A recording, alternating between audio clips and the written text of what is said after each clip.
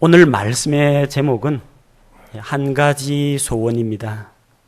사람은 누구나 소원을 가지고 살아갑니다. 어떤 분은 한 가지, 또 다른 분은 여러 가지 소원을 가지고 있을 수가 있습니다. 소원이 없는 사람이라면 아마 둘 중에 하나일 겁니다. 아예 삶의 의욕이 없어서 모든 것을 포기한 그런 상황이거나 아니면은 현재 상태에 대해서 너무너무 만족하고 있기 때문에 더 이상 부족한 것이나 아쉬운 점이 없는 그런 사람일 겁니다. 하지만 대개의 경우에는 적어도 한두 가지 소원을 가지고 있습니다. 그리고 그 소원은 고정되어 있는 것이 아니라 가끔 바뀝니다. 어떤 때는 이런 소원을 품었다가 다음에 소원이 뭐냐고 하면 다른 소원으로 바꿉니다. 어릴 때 여러분 어떤 소원을 갖고 계셨어요? 저 장난감 생일 선물로 받아봤으면 군것질, 먹거리. 제 어릴 때 가지고 있던 소원은 아주 단순했어요. 어릴 때 10원짜리 그 라면 땅이라고 하는 라면 과자가 있었어요. 라면 땅 뽀빠이. 그걸 한 박스를 사다 놓고 하루에 한 개씩만 뜯어 먹으면 참 좋겠다. 그런 소박한 꿈이 있었습니다. 나이가 드니까 이제 과자가 잘 먹히질 않습니다. 어떤 분은 용돈을 좀 더 넉넉히 받았으면 좋겠다. 아마 어린 학생들 가운데 그런 소원을 가지고 있는 사람도 있을 겁니다. 조금 고학년이 되면 소원이 또 달라집니다. 높은 성적, 좋은 성적을 얻어가지고 대학에 들어갔으면, 새로운 이성 친구를 사귀어 봤으면 그런 소원을 품습니다. 성인이 되고 나면은 직장을 구해야 할 텐데, 좋은 직장 들어가야 할 텐데, 좋은 배우자 만나서 결혼해야 할 텐데, 우리 집은 언제 장만해야 하나, 자동차를 사야 할 텐데, 새로운 자동차로 바꿔야 할 텐데, 재산이 더 불어났으면, 몸이 건강하는 게 제일이지, 우리 가정의 평화가 찾아왔으면, 키워놓은 이 아이들이 사회에서 성공하고 인정받았으면, 여러 가지 성장 과정에 따라서 소원도 많이 바뀝니다. 그리고 사람의 욕망이 끝이 없기 때문에 한 가지 소원이 성취가 되면요, 또 다른 소원이 뒤를 이어서 생깁니다. 우리 한창 시험 공부하고 있는 이 고등학생들, 대학에 합격만 하면은 더 이상 바랄 게 없겠다 그러죠. 합격하고 나면은 장학금 받아야 될 텐데, 부채만 주시면은 열심히 공부하겠습니다. 그러다가 대학에 들어가면 장학금 바랍니다. 장학금 받으면요, 제대로 졸업만 했으면, 졸업하고 나면요, 좋은 직장에 취직했으면, 그런 생각을 갖습니다. 남자친구나 여자친구 생겼으면 좋겠다, 그런 소박한 꿈을 가지고 있다가요, 막상 누가 소개해 준다고 하면요, 얼굴이 이뻤으면 좋을 텐데 바랍니다. 만나보니까 얼굴도 이뻐요. 조금 지나면 쭈삣쭈삣 하다가 손이라도 한번 잡아봤으면, 손 잡고 나면요, 또 다른 것도 하고 싶어요. 자꾸 욕심에 욕심이 끝이 없이 이어집니다. 그리고 이런 소원이 자기에게 실현이 되면 마음의 기쁨이 됩니다. 하지만 소원이 이루어지는 것이 늦어지거나 소원이 좌절될 경우에 마음의 병이 생깁니다. 잠언 13장 12절 말씀을 보니까, 소망이 늦추어지면 마음을 병들게 하거니와 소원이 이르면 그것은 생명나무니라. 소원을 품고 있는 것만으로도 우리 삶에 의욕이 생깁니다. 마음의 기쁨이 생기고 생활의 원동력이 됩니다. 근데 보다 좋은 것은 언제까지 소원만 바라고 사는 게 아니라 결국 그게 이루어져야 자기 마음의 기쁨과 만족이 찾아온다는 겁니다. 만약에 하나님께서 여러분에게 딱 한 가지 소원만 들어줄 테니까 한 가지 소원을 이야기하라, 그렇게 하면 무슨 소원을 구하겠습니까? 갑자기 이런 질문 드리면 참 난감할 겁니다. 마음속에 간절한 소원을 품고 있는 사람은 즉시로 대답이 나올 겁니다. 성경에도 그런 인물이 있습니다. 눈먼 거지 바디메오가 예수님 앞으로 불려왔습니다. 내가 너에게 무엇을 해주기를 원하느냐? 주여! 시력을 회복하기를 원합니다. 그 자리에서 바로 나옵니다. 이 사람의 진정한 소원은 항상 마음에 품고 있어요. 물으면 바로 튀어나옵니다. 이게 여러분이 진짜로 원하는 소원입니다. 소원이 뭐냐고 물었는데 글쎄요. 내일까지만 시간을 주십시오. 조금만 생각해 보고요. 자, 이렇게 소원이 나오는 경우에는요. 마음속에 정말 가득 찬, 꽉 찬 그런 소원이 아닙니다. 여러분 하나님께서 물으실 때 무엇이라고 대답하겠습니까? 우리는 성경에 등장하는 여러 가지 다양한 소원들을 살펴보고 하나님 앞에서 내가 어떠한 소원을 가지고 나아가야 할지 한번 생각해 보았으면 좋겠습니다. 성경에 여러 가지 소원이 등장합니다. 어떤 사람은 먹고 사는 문제로 먹을 것을 구하는 사람이 있습니다. 우습게 보입니까? 꼭 필요한 소원이에요. 성경의 열왕기상 5장 9절에 보면요. 솔로몬이 하나님의 전을 건축하는데 목재를 대주는 사람이 있어요. 두로왕 히람입니다. 그가 자기 소원을 솔직하게 이야기합니다. 내 종들이 레바논에서부터 바다로 그것들을 가지고 가겠고, 백향목을 운반해 줍니다. 내가 그것들을 바다를 통해 뗏목으로 당신이 내게 지정한 곳으로 보내며 거기서 그것들을 부리리니 당신은 그것들을 받으시고 내 소원을 이루어 내 집안을 위해 양식을 주소서 하고, 내 소원을 이루어 양식을 달라고 합니다. 그럴 수밖에 없어요. 두로와 시돈 이쪽은 해상 무역을 해서 먹고 삽니다. 토지가 비옥하지 않기 때문에 곡식이 나지 않습니다. 신약시대 헤롯 왕 당시에도 이 두로와 시돈 사람들은 이스라엘 갈릴리 지방에서 나는 곡식을 먹고 살았습니다. 그래서 이 사람들은 소원이 뭐냐 하면은 곡식을 얻는 겁니다. 온 국민이 먹고 살 양식을 얻는 것이 그들의 소원이었습니다. 육신적인 것을 구한다, 겨우 하찮은 것을 구한다. 우리 입장에서는 그렇게 생각할지 모르겠지만, 그래도 먹고 살아야 합니다. 그만큼 먹고 사는 문제는 제일 기본적인 것이고 또 꼭 필요한 것입니다. 자, 또 어떤 소원이 있을 수가 있습니까? 구약 성경 에스더기에 보면은 왕비 에스더에게도 한 가지 소원이 있었습니다. 왕궁에 있는 왕비면 왕하고 거의 동등한 특권을 누립니다. 먹고 마시고 안전하게 보호받으면서 사는데 아무런 아쉬움이 없습니다.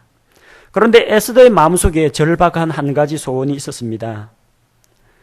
자, 에스더 7장 3절 말씀해 보니까 그때 왕비 에스더가 응답하여 이르되 오 왕이여, 내가 만일 왕의 눈앞에서 호의를 입었고 또 왕이 기쁘게 여기시거든 내 청원대로 내 생명을 내게 주시고 내 요구대로 내 백성을 내게 주소서. 당시에 이 에스더는 그 왕국의 정치적인 실세라고 할 수 있는 하만이라는 사람이 유대인을 말살시키고자 하는 그런 정책을 왕에게 이야기를 했고 왕의 승인을 얻었습니다. 그래서 왕이 정한 날짜가 되면 유대 민족을 말살할 그런 계획이 다 세워져 있었어요. 자, 이것을 막기에는 너무나 연약한 실정이었습니다. 왕 앞에 함부로 나아갈 수도 없고 또 왕비로서 정치적인 문제에 직접 개입하기도 힘든 상황이었습니다. 그래서 에스더는 잔치를 베풀어서 왕을 초대해서 왕으로부터 내 소원이 무엇이냐 하고 그런 왕으로부터 먼저 소원을 말하라는 그런 제안을 받았습니다. 그런데 에스더의 소원이 무엇이었습니까? 자기 민족, 유대 민족을 살려달라는 겁니다. 내 백성이 죽지 않게 나와 내 백성을 내 손에 주시고 그들을 대적들의 손에서 보호해 달라고 구했습니다.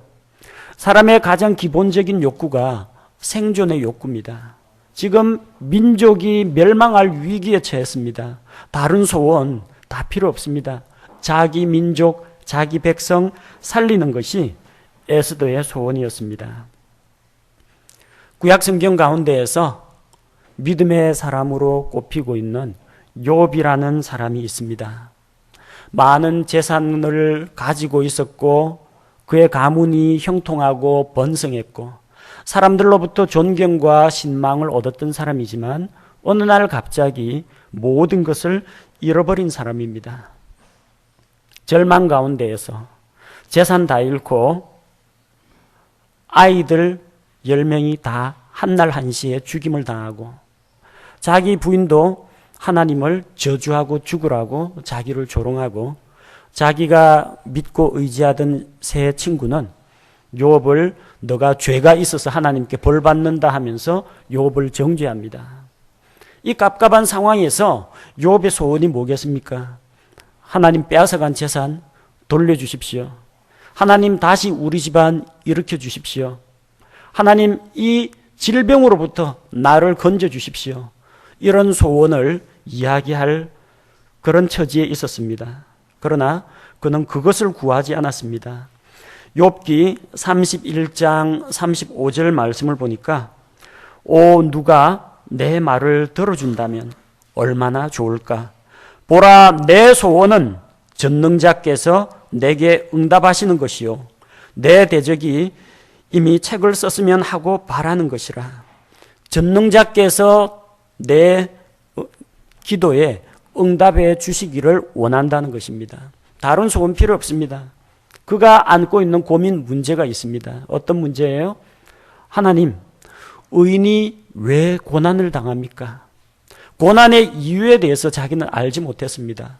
친구들은 정죄하지만 하나님 앞에 내가 특별히 잘못했다라고, 그렇다고 내가 완벽하고 의로운 사람은 아니지만 하나님 앞에 죄를 범했다 그런 기억은 없는데 왜 갑작스러운 고난과 재앙이 닥치는지 이해를 하지 못했습니다. 하나님 살아계시면 하늘에만 계시지 마시고 제게 한번 이야기를 해 주십시오. 우리 둘 사이에 어떤 중재자를 두고 제 억울한 사정을 알을 테니까 하나님 응답해 달라는 겁니다. 그는 자신의 고난 문제에 대해서 하나님으로부터 응답을 받기를 원했습니다. 여러분, 신앙적으로 어렵고 경제적으로 힘들고 정신적으로 고통이 찾아오고 억눌릴 때 이런 소원 한번 가지봄직합니다. 하나님, 저는 왜 이렇습니까? 하나님 제게 응답해 주십시오. 이런 기도하고 하나님의 응답을 바라는 것이 여러분의 소원이 될 수도 있습니다. 구약 성경 가운데 잘 알려지지 않은 인물로 아굴이라는 사람이 있습니다. 잠언의 야게의 아들 아굴의 잠언이라, 잠언 끝부분에 보면 이 아굴이라는 사람이 등장합니다. 그는 하나님 앞에 소원을 가지고 있었습니다. 두 가지만 요청했습니다. 잠언 30장 7절 8절에서 하나님 앞에 두 가지 소원을 아뢰입니다. 내가 두 가지 일을 주께 요청하였사오니 내가 죽기 전에 그것들을 내게 거절하지 마시옵소서. 헛된 것과 거짓말들을 내게서 멀리 옮기시오며 나를 가난하게도 마옵시고 부하게도 마옵시며 내게 알맞은 양식으로 나를 먹이시옵소서. 소박한 소원이죠. 나로 하여금 이런 죄로부터, 헛된 것으로부터 떠나게 해주십시오. 자, 이런 것이 그의 첫 번째 소원이었고, 두 번째 소원은 나로 가난하게도 마시고 부하게도 마시고 그냥 꼭 필요한 정도로만 채워주십시오. 왜?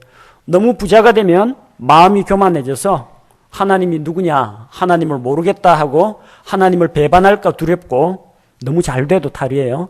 그렇다고 너무 궁핍하고 가난하면은 먹고 살 길이 없으니까 남의 집 담을 넘어가지고 도둑질 하다가 하나님의 이름에 욕을 끼칠까봐 그게 두렵다는 겁니다. 그냥 나로 떼부자 만들어주지도 마시고 가난에 쪼들리게도 마시고 그날 하나님의 은혜로 그냥 먹고 사는데 지장이 없도록 필요한 만큼만, 넘치도록은 안 바랍니다. 필요한 만큼만 채워주십시오.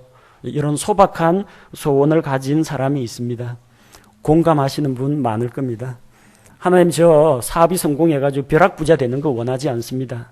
그렇다고 해서 가게가 궁핍해가지고 먹고 살 걱정하고 근근히 하루하루 연명하는 그런 삶도 원치 않습니다. 딱 필요한 만큼, 쓸 만큼만 공급해 주십시오. 죽을 때까지. 얼마나 안전하고 확실한 보장입니까? 참 소박한 소원이지만 꼭 필요한 소원이라는 그런 생각이 듭니다. 신약 성경에 보면은 사도 바울도 한 가지 소원이 있었습니다.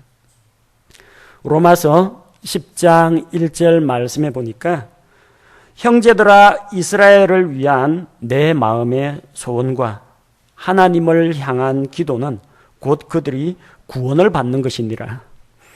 사도 바울 참 힘들게 사역을 했습니다.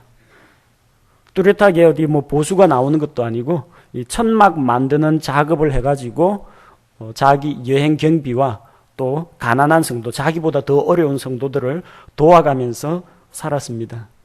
하나님 든든한 선교 후원자 좀 보내주십시오. 그런 것도 아니고요. 그가 가지고 있는 그냥 소박한 소원이 내 민족, 내가 이렇게 열심히 복음을 전해서 이방인들이 믿고 돌아오는데 정작 하나님의 백성이라고 하는 이스라엘 백성들 복음을 거역하고 있습니다. 그들이 구원을 받게 해주십시오. 이게 사도 바울의 소원이었습니다. 여러분 가운데도 이런 소원 가지신 분이 있을 겁니다. 하나님, 저 먹고 살 만큼 됩니다. 몸도 건강합니다. 그리고 그런 것보다 더 중요한 거, 믿지 않는 우리 부모님, 믿지 않는 우리 아들, 딸, 사위, 며느리, 하나님의 복음을 통해서 구원해 주십시오. 대단히 좋은 소원입니다. 꼭 필요한 소원입니다. 사람들마다 관심이 조금씩 다르다는 걸 알 수가 있죠.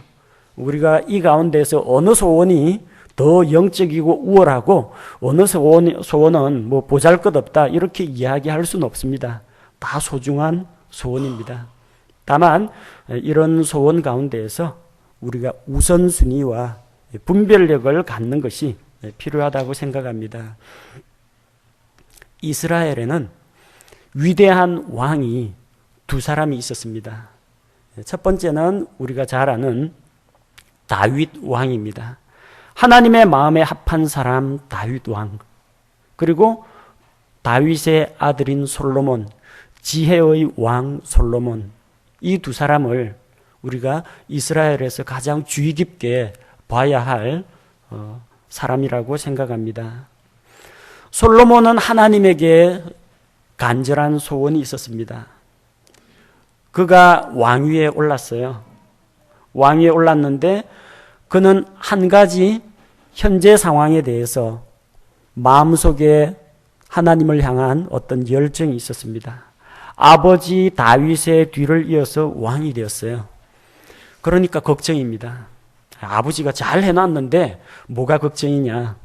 원래 전임자가 일을 너무 잘해놓으면요, 후임자가 괴롭습니다. 당장에 비교를 당합니다. 다윗 왕 때는 안 그랬는데 이번에 솔로몬 왕은 좀 아닌 것 같지, 이런 평판이 나올 수가 있어요. 여러분 직장에서도 그렇지 않습니까? 전임자가 일을 완전히 엉망으로 해놓으면은 자기가 들어가서 조금만 노력하면은 칭찬을 받을 수가 있어요. 그런데 전임자가 완벽하게 일을 처리해놨는데 웬만한 사람 들어가서는 인정을 못 받습니다. 아버지 다윗 왕의 그늘이 너무나 막강해가지고 이게 자기는 위축이 되는 겁니다. 아버지는 저렇게 큰 업적을 이뤘는데 나는 이제 어떻게 해야 하나. 당시 왕위에 올라갈 때 솔로몬 나이가 약 20살 정도 되었습니다. 20 또는 21살이었는데 정치 경험도 없고 영적인 분별력도 부족한 상황이었습니다. 나이는 자기가 이제 20대인데, 갓 20대인데 자기 위에 아버지 다윗과 함께 왕국을 세운 신하들과 장군들을 자기가 다 통솔하면서 가르치고 이끌어 나가야 한다는 거예요. 상당히 부담스러운 일입니다. 그래서 하나님께서 소원을 구하라 하니까 솔로몬이 그 자리에서 소원이 나오죠. 뭘 구했습니까? 지혜를 구했습니다. 제게 지혜롭고 깨닫는 마음을 주소서. 왜 지혜가 필요했을까요? 자기는 어린데 이 수많은 주의 백성들을 누가 바른 길로 인도하며 이 많은 백성들을 어떻게 하면은 바르게 재판할 수 있을까? 하나님의 말씀으로 그들을 가르치고 또 분별을 하면서 그들을 재판하는 그런 지혜를 구했습니다. 좋은 일입니다. 그가 추구하는 바는 어떻게 하면 하나님께서 나에게 맡겨주신 왕으로서의 역할을 잘 할 수 있을까? 이게 그의 주된 관심이었어요. 좋은 소원입니다. 선한 소원입니다. 나쁜 거 아닙니다. 열왕기상 3장 10절에 보니까 주께서도 그 말을 기쁘게 받아들이셨다고 했어요. 솔로몬이 구한 그 소원을 기쁘게 받았어요. 장수하는 것도 원치 않고 부귀영화도 원치 않고 대적들의 생명을 멸하는 것도 원치 않고 하나님의 백성을 지혜롭게 재판할 수 있도록 깨닫는 마음, 분별하는 마음, 이걸 달라고 하니까 주께서 기쁘게 받았다는 겁니다. 그리고 약속대로 그는 지혜의 왕이 되었습니다. 그 전에도 그 이후에도 솔로몬의 지혜를 따라올 사람이 없어요. 그 지혜로 재판만 했느냐? 왕국을 부강하게 번성시켰습니다. 이스라엘의 영토를 크게 넓혔고요. 수많은 나라로부터 조공을 받아들였습니다. 정치, 경제, 군사, 문화적으로 다 성공했습니다. 아버지 다윗의 소원은 무엇이었을까요? 다윗은 오늘 우리가 읽은 시편 27편 2절에 보니까 그의 주변에는 사악한 자들, 원수들, 대적들이 그의 살을 먹으려고 나아왔습니다. 3절에 보니까 군대가 그를 대적하여 진을 치고 전쟁을 일으켰습니다. 5절에 보니까 그는 고난의 때에 처해 있었습니다. 6절에 보니까 원수들이 그를 둘러싸고 있었습니다. 다윗이 물려준 왕국으로 솔로몬은 안정된 왕국을 받았지만 이 다윗은 왕국을 세워나가는 사람이기 때문에 숱한 전쟁과 고난과 시련을 겪었습니다. 다윗은 하나님 앞에서 자기에게 닥친 고난과 어려움을 제거하고 평안함을, 형통함을 달라고 기도하지 않았습니다. 자기를 대적하는 대적들이 멸망하도록 전쟁에서 승리할 수 있도록 해달라고 기도하지 않았습니다. 오늘 말씀해 보니까 시편 27편 4절에서 주께 바라던 한 가지 일, 그는 한 가지 소원만 가지고 있었습니다. 그 소원이 무엇입니까? 한 가지 일, 바로 그것을 구하리니 그것은 곧 내가 평생토록 주의 집에 거하여 주의 아름다움을 바라보며 그분의 성전에서 여쭙는 것이라. 그가 가지고 있는 유일한 소원은 하나님에게 더 가까이 나아가며 하나님과 친밀한 교제를 나누는 것이 그의 소원이었습니다. 이 소원도 좋은 소원입니다. 하나님께서 그 기도를 들어주셨습니다. 하나님이 다윗의 목자가 되어서 그를 떠나지 않고 주께서 그와 함께 하셨습니다. 고난이 면제된 게 아닙니다. 전쟁이 사라진 게 아닙니다. 고난과 전쟁터 적진 속을 달리는 가운데, 어두운 길을 가는 가운데, 사망의 음침한 골짜기로 걸어가는 그 가운데에도 주께서 그를 떠나지 않고 다윗과 함께 하셨다는 겁니다. 솔로몬의 소원은 하나님께서 맡기신 일을 잘 할 수 있는 능력을 달라고 하는 그런 일 중심의 소원이었습니다. 다윗의 소원은 내가 하나님과 같이 교제하며 주님과 동행하기를 원합니다. 하나님과의 관계에 대한 소원이었습니다. 두 가지 소원은 각기 다른 삶의 열매를 맺었습니다. 솔로몬은 일 중심의 사람이었습니다.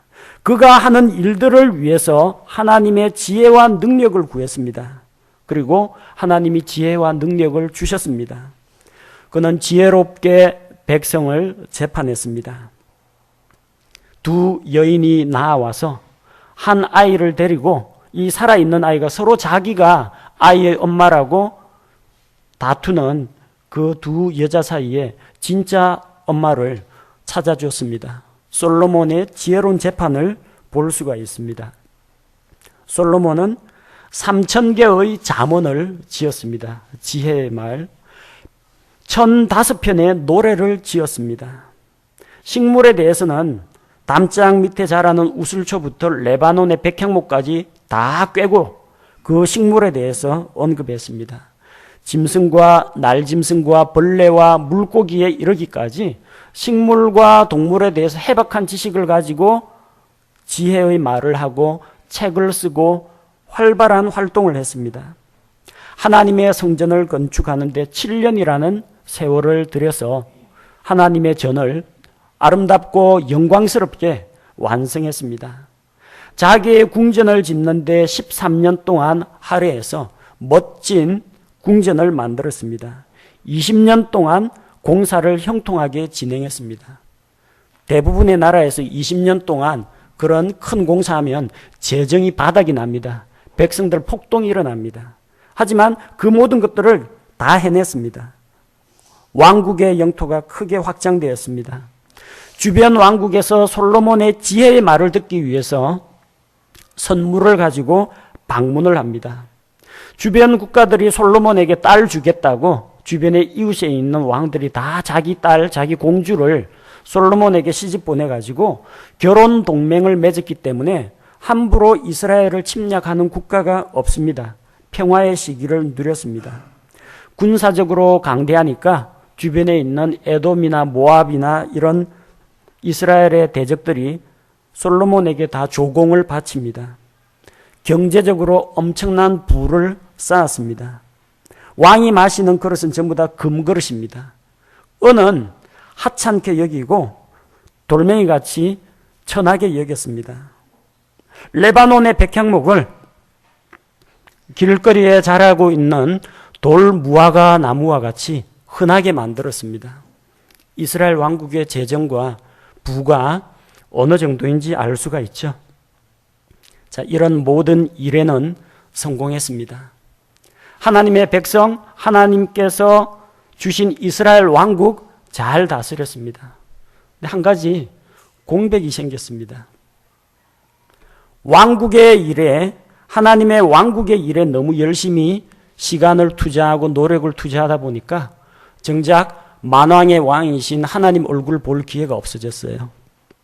어떤 문제가 일어났습니까? 열왕기상 11장 3절과 9절을 보니까 다른 나라에서 온 이방에서 온 아내들이 이방의 그런 공주들이 그의 마음을 주 하나님으로부터 떠나게 만들었다고 합니다. 아내들이 자기 친정에서 올 때 자기 본국에서 섬기던 우상들을 가지고 옵니다. 그걸 이스라엘 곳곳에다 세웁니다. 아니, 왕비가 세운다고 하니까 누가 말릴 사람이 있겠습니까? 왕비가 세우니까. 백성들 가운데서도 그 왕비가 가지고 온 이방의 우상에 가서 경배하는 우상숭배가 전국에 퍼지고 솔로몬 역시 우상을 들여오고 우상을 섬기는 것을 허용합니다. 그가 마음이 하나님에게서 떠났습니다. 이런 열심히 잘했는데 정작 하나님하고의 관계는 멀어졌다는 겁니다. 많은 여자들을 거느렸습니다. 돈도 많이 모았습니다. 해외에까지 명성이 널리 알려졌습니다. 그런데 말년에 전도서 1장 2절에서 그는 헛되고 헛되며 헛되고 헛되니 모든 것이 헛되도다. 사람이 해 아래서 자기를 위하여 하는 모든 수고가 자기에게 무엇이 유익한가? 인생은 헛된 것이라고 이야기합니다. 누릴 거 다 누리고 맛볼 거 다 맛보고도 결국은 헛되다라고 이야기합니다. 전도서 마지막에 전도서 12장 13절에서 사람의 본분이 무엇이냐? 하나님을 두려워하고 그분의 명령을 지키는 것이 사람의 의무라는 것을 뒤늦게 깨닫습니다. 여러분, 하나님 나라의 일을 열심히 하는 것도 좋습니다. 교회 일 열심히 하는 거 반대하지 않습니다.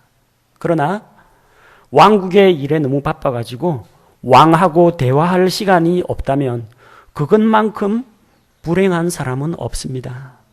솔로몬은 열심히 사역을 했습니다. 그리고 그 사역이 성공을 거두었습니다.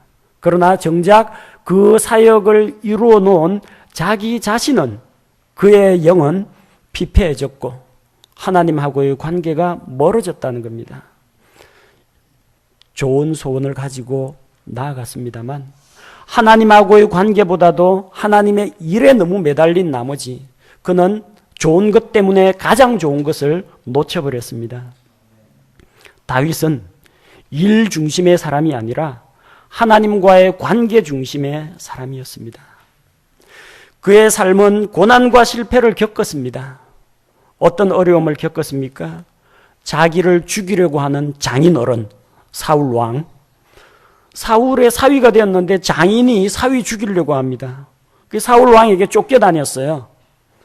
그 다음에 사울이 죽고 나서 나중에 이스라엘의 왕으로 부임을 했는데 이번에는 자기 아들 압살롬이 아버지에게 반기를 들고 아버지를 내쫓습니다. 왕궁을 버리고 아들에게 쫓겨가지고 도망가는 신세가 되었습니다.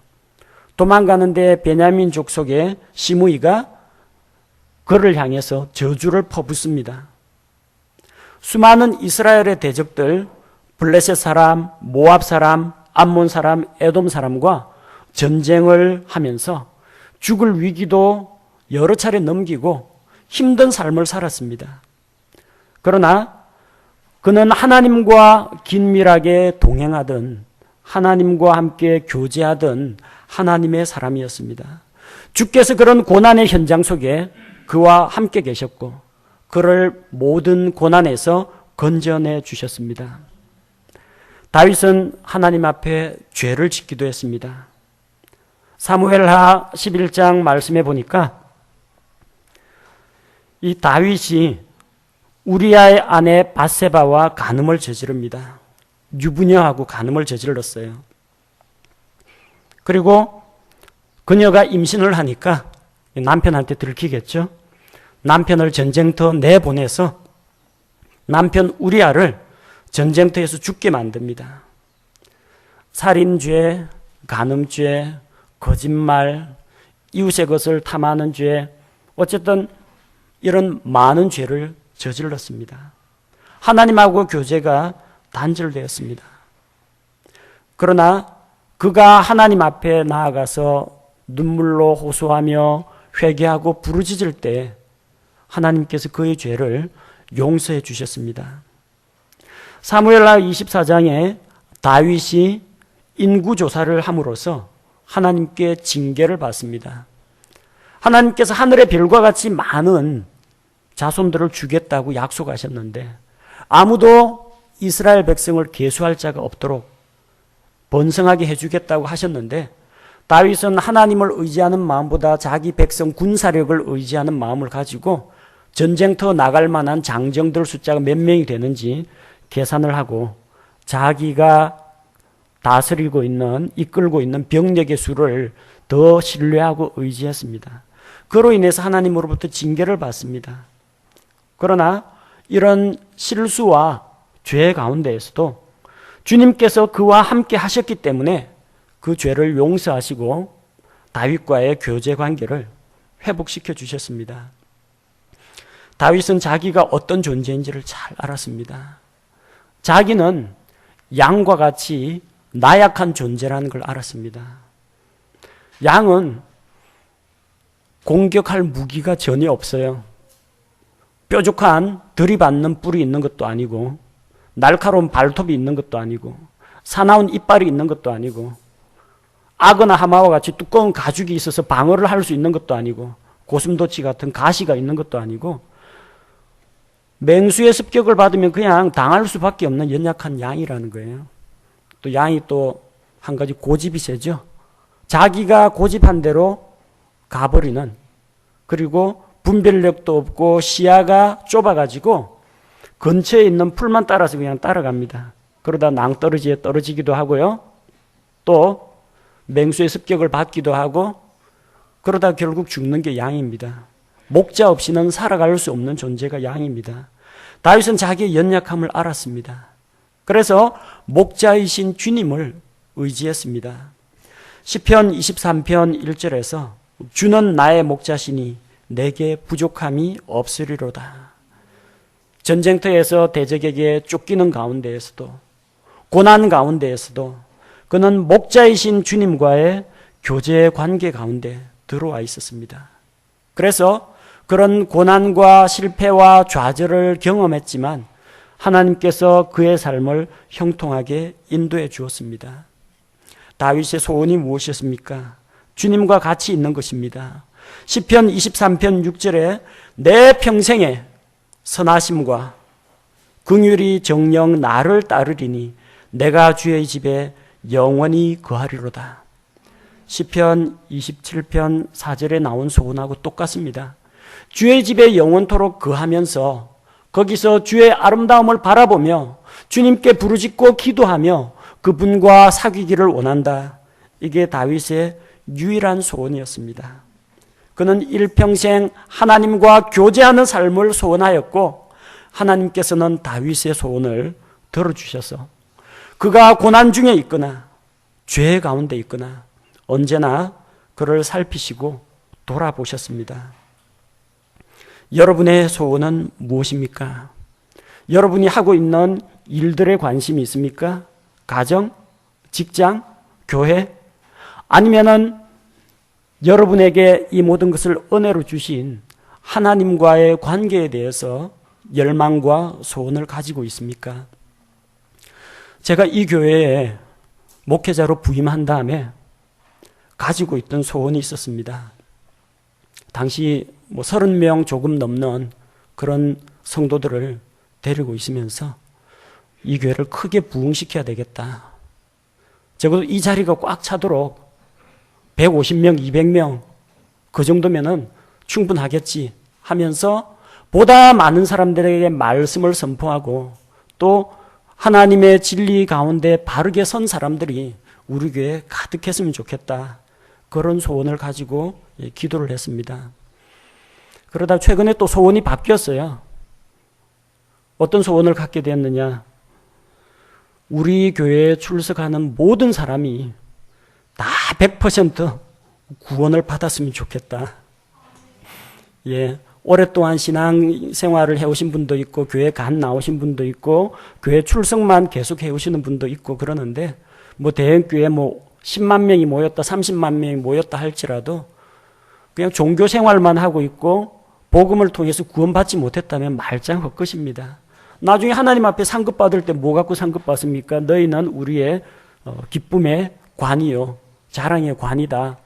사도 바울의 말과 같이 구원받은 성도들이 영원하니까 사람들 구원하는 일에 내가 더 열심히 들여져야 되겠다. 그래서 목자장이신 주님께서 나타나실 때 그분 앞에서 상급을 받아야 되겠다. 그런 사역에 대한 그런 소원을 갖고 있었습니다. 적어도 우리 교회에 나오시는 모든 분들은 한 사람도 빠짐없이 다 구원받고 더 나아가서 진리의 말씀으로 무장되어서 성장하는 것이 제 소원이었습니다. 그런데 이번 주 이 설교 말씀을 준비하는 가운데 소원이 또 바뀌었습니다. 변덕이 많다고 뭐라 하지 마십시오. 사람은 원래 어린아이 때부터 그 군것질하는 과자 소원에서 과학자가 되었으면 대학에 들어갔으면 직장, 결혼 이제는 소원이 사람들 구원하는 거에서 소원이 또 바뀐다고 할지라도 잘못된 건 아닙니다. 소원은 계속 달라질 수가 있습니다. 이 말씀을 준비하는 가운데 이제는 더 큰 소원을 품게 되었습니다. 주님, 제가 매일 주님께 더 가까이 나아가기 원합니다. 주님을 더 깊이 알아가기를 원합니다. 이런 마음속에 열망이 생겼습니다. 우리 소원을 한번 돌아보시기 바랍니다. 어릴 때는요, 아빠가 직장에서 돌아오면은 아빠 손에 들려있는 그 봉투를 탐냅니다. 오늘은 아버지 월급, 25일 날 월급날. 틀림없이 손에 이거 과자 상자가 들려있어요. 그래서 그 과자 상자를 덥석, 아버지 기다리는 이유는 과자를 기다리는 겁니다. 그 손에 아버지가 주실 것에 매달립니다. 조금 나이가 들면요, 과자가 됐건 생활비가 됐건 용돈이 됐건 그게 다 어디서 나와요? 아버지한테서 나와요. 그러면은 여기 있는 선물 보따리를 붙잡을 게 아니라 아버지를 붙잡아야 된다는 걸 알게 됩니다. 우리는 하나님께서 나에게 해주실 그 무엇인가, 하늘로부터 내려오는 선물 보따리를 바라고 있습니까? 그게 여러분의 소원입니까? 하나님께서 여러분에게 주시는 재물과 건강과 가정의 평화와 사업의 성공, 이게 여러분의 소원입니까? 아니면 그 모든 것들을 여러분의 먹고 자고 입고 쓰는 데 필요한 모든 것과 여러분의 마음과 여러분의 영을 충족시켜 주시는 그 모든 것을 은혜로 주시는 하나님이 여러분의 소원입니까? 어느 거 붙잡아야 되겠어요? 선물 보따리가 아니라 선물을 주시는 하나님을 붙잡고 하나님에게 우리의 소망을 두어야 한다는 겁니다. 다윗과 같은 그런 큰 소원을 품었으면 좋겠습니다. 하나님께서 우리에게 은혜로 주시는 그런 선물들도 우리에게 필요합니다. 우리가 앞에서 살펴본 목숨을 살려주십시오. 식량을 주십시오. 우리 가족, 형제, 이 모든 나의 지인들 구원받게 해주십시오. 또 일상생활에 부족함이 없도록 먹고 쓸 것이 풍족하여 넘치지도 모자라지도 않게 채워주십시오. 이런 소원도 다 필요합니다. 그런데 그 모든 공급이 누구로부터 옵니까? 하나님으로부터 옵니다. 그러면 우리는 하나님께서 주실 것에 관심을 둘 것이 아니라 그것을 주시는 하나님에게 관심을 두어야 한다는 것입니다. 시편 27편 4절 말씀 우리 다 같이 한 목소리로 읽도록 하겠습니다. 시작. 내가 주께 바라던 한 가지 일 바로 그것을 구하리니 그것은 곧 내가 평생토록 주의 집에 거하여 주의 아름다움을 바라보며 그분의 성전에서 여쭙는 것이라. 예, 다윗과 같이 다윗의 하나님이 여러분의 하나님이 되시기를 원합니다. 다윗의 소원이 여러분의 소원이 되기를 원합니다. 하나님을 소망하고 하나님을 품으시고 하나님을 가지십시오. 그러면 모든 것이 여러분의 것입니다. 제가 기도하겠습니다.